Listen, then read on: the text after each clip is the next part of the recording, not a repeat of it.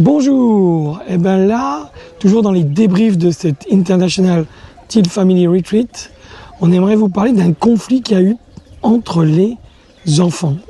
Catherine. Ouais, ça a été fort. Il y en a un qui a tapé l'autre.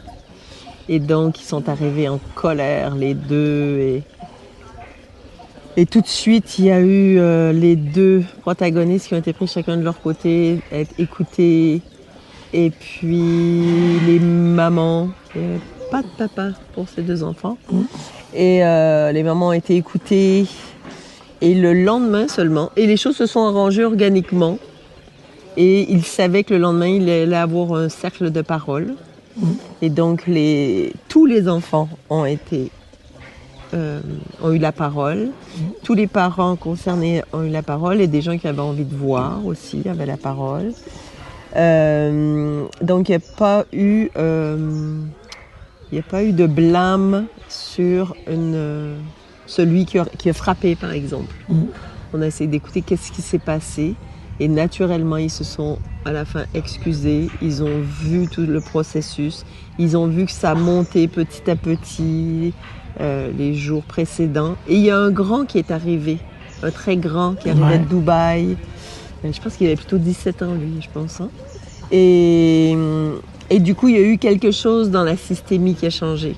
C'est que c'est le grand qui était déjà là, qui a frappé sur un des deux autres garçons. Et les trois garçons avaient vraiment une alchimie. Il y avait eu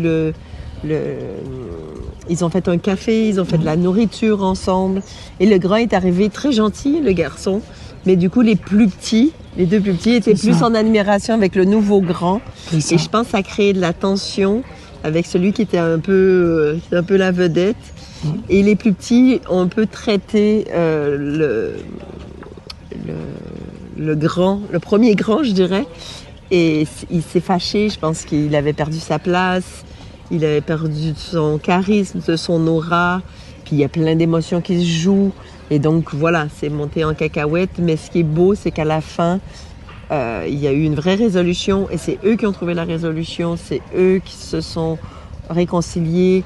2 jours après, il y avait un feu, ils étaient tous couchés avec des oreillers sous une couette, tous ensemble, la bande des gars. En fait, les gars étaient plus vieux et les filles étaient plus petites. Ouais. Et donc, c'est pas tellement des genres parce qu'ils se mélangeaient, mais c'était plus par âge. Et ils ont vraiment partagé plein de choses et à la fin, ils se faisaient des câlins. C'était très beau.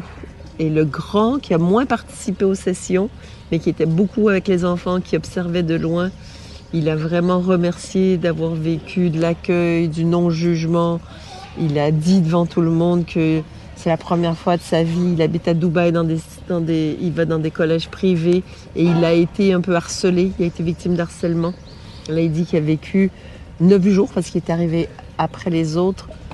8 jours de pur accueil, de non-jugement, où il a pu être lui-même. Et il a même reconnecté avec la musique, chose qu'il ne faisait pas parce qu'il faisait de la musique. La flûte classique avec sa mère indienne et là-bas, c'est mal vu, il vaut mieux jouer de la guitare, être cool, écouter de la musique américaine. Et du coup, ça lui a donné envie de jouer de la musique. Et donc, c'était chouette.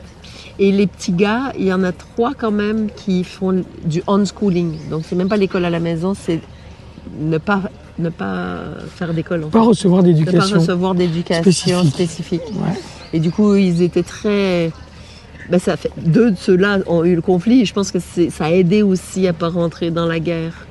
Ils sont vite proches de leurs émotions, de leurs sentiments et de discuter. Ils s'ouvrent, depuis le début ils s'ouvraient, ils font des câlins et ils font partie du truc, ils sont forts de propositions.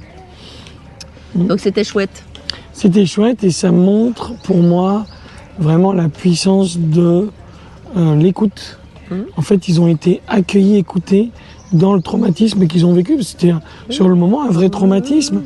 Et ça montre aussi vraiment ce côté, quand le 4e est arrivé, que ça a déséquilibré. C'est la vie, c'est la vie. Les systèmes sont vivants, les systèmes, ils ont des hauts et des bas. Et le truc, c'est de l'accueillir et de pouvoir le transformer. Et puis, il n'y a personne qui a jugé celui qui a frappé. On a compris que c'était une façon tragique de montrer qu'il était démuni et qu'il était triste.